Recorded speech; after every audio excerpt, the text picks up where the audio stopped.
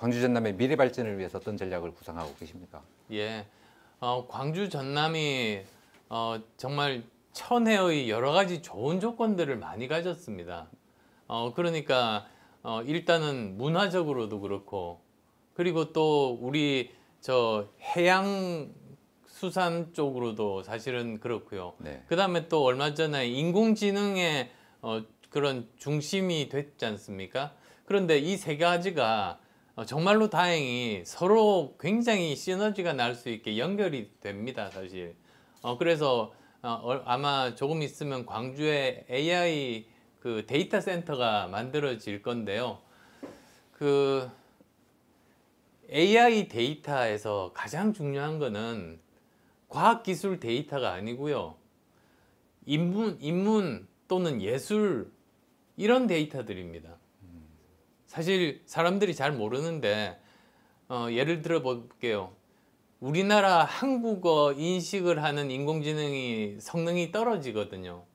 그 이유는 인공지능 IT 기술이 모자라서가 아니고 한국어에 대한 연구를 많이 못해서 떨어지는 겁니다. 네. 그래서 마찬가지로 인공지능을 기능을 향상시키기 위해서는 정말 질 좋은 많은 우리만의 데이터가 필요한데요. 그 중요한 데이터들은 인문학에서 많이 나옵니다. 그리고 또 하나 더 덧붙이자면 정부 데이터에서 나옵니다. 네. 정부가 가지고 있는 가장 근간인 인구 통계라든지 그 우리나라 토양의 그런 각 곳의 지질들이라든지 또는 그 굉장히 정밀한 지도라든지 이런 데이터들이 근간이 돼서 그 위에 민간 데이터와 함께 이게 인공지능을 제대로 잘 동작하게 만드는 것이거든요.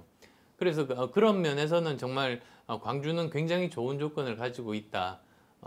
발전 가능성이 많다. 그런 말씀 드리고 싶습니다. 네. 전남은 이제 해상 폭력을 비롯한 신재생 에너지 산업에 기대를 걸고 있습니다. 기후 변화, 탄소 중립, 탈원전 정책 이런 것들과 맞물려 있는데 후보께서는 탈원전 정책에는 반대하십니다. 네, 그렇습니다. 네, 그런 기조가 전남의 에너지 산업 발전에 혹시 걸림돌이 되지 않을까 걱정하는 분들도 있는 것 같은데. 그렇지는 않습니다. 네.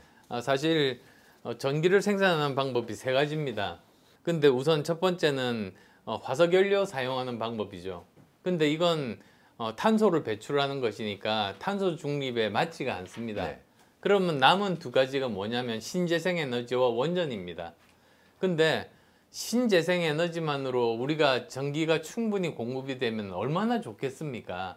근데 그럴 수가 없습니다. 왜 그러냐? 우리나라는 지정학적으로 이 신재생 에너지의 효율이 낮습니다. 그러니까 바람의 세기라든지 일조량이라든지가 뭐 미국이나 유럽에 비해서 굉장히 떨어지는 편이거든요. 거기다가 또 두 번째로는 간헐성입니다. 바람이 안 불거나 밤이 되면 발전을 못 합니다. 네. 그 다음에 또 세 번째로는 땅이 굉장히 많이 필요합니다. 그런데 미국처럼 사람 안 사는 황무지가 너무나 많은 곳은 거기에다 풍력 발전소를 지어도 아무런 문제가 없는데 우리나라는 그러면 사람 살 곳이 부족하고 그 농지가 부족해지는 문제가 있거든요. 그 다음 또 네 번째로는 생산 단가가 비싸다 보니까 뭐 개인들의 전기요금이 오르는 것도 오르는 거지만 우리나라 공산품들의 가격 경쟁력을 잃어버려서 수출에 막대한 손실을 볼 수가 있습니다. 사실 그래서 이것만으로는 안 되고 원전을 함께 써야 된다.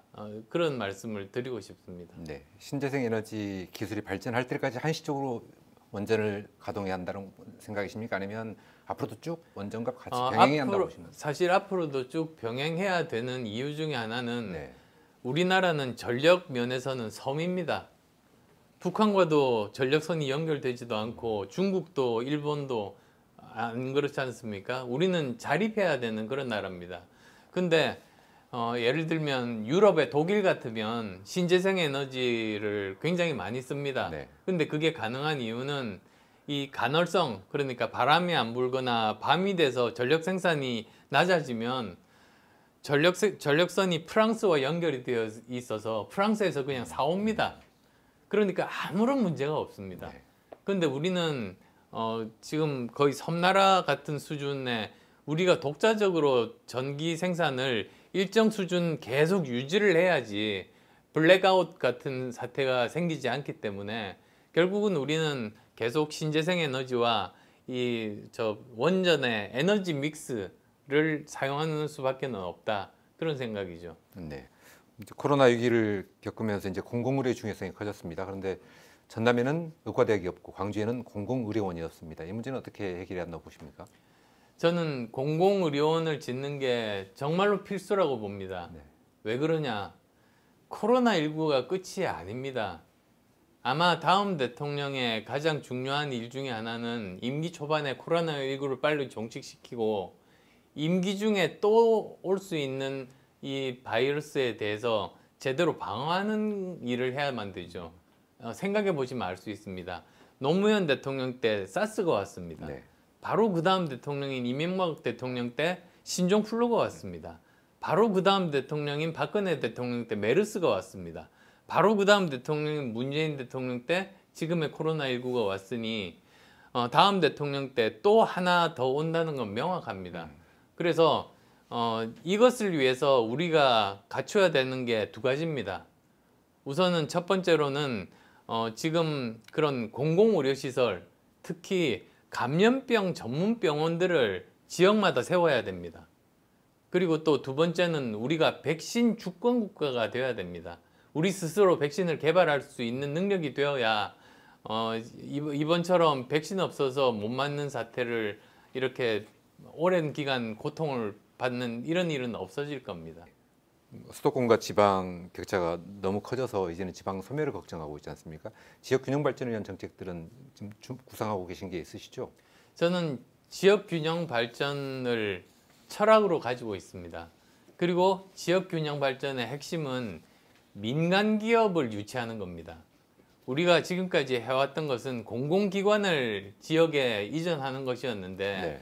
그게 크게 효과가 없다는 것은 이미 다 알고 있지 않습니까? 근데 정말 큰 좋은 기업을 유치하게 되면 그러면 그 기업뿐만 아니라 그 주위의 협력업체들 그리고 또 그 사람들을 위한 여러 중소 자영업자분들까지 해서 지역 경제가 살아날 수 있거든요. 근데 불행하게도 우리나라 지자체가 그렇게 자기가 자율적으로 좋은 조건을 꺼내가지고 민간 기업을 유치할 수 있을 만한 법적인 권한이나 재정권이 없다는 게 문제입니다. 네. 예를 들어서 말씀드릴게요.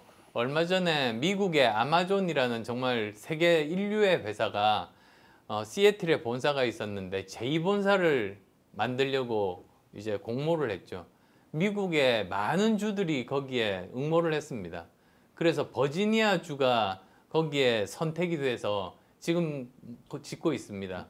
근데 뭐 정확한 조건들은 잘 모르겠습니다만 제가 대강 들은 바에 의하면 예를 들면 공공부지를 100년 이상 무상으로 임대해주고 10년 이상 법인세 안 받고 그리고 또 아마존에서 꼭 필요로 하는 인재가 있으면 거기서 제일 좋은 대학에 그 전용 학과를 만들어서 인재를 키워서 공급해 주겠다 이 정도였었거든요. 네.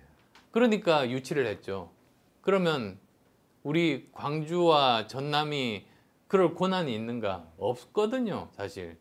그래서 중요한 것은 이제 다음 정부에서는 정말 진정으로 지역 균형 발전을 이루려고 하면 두 가지를 해야 됩니다. 네.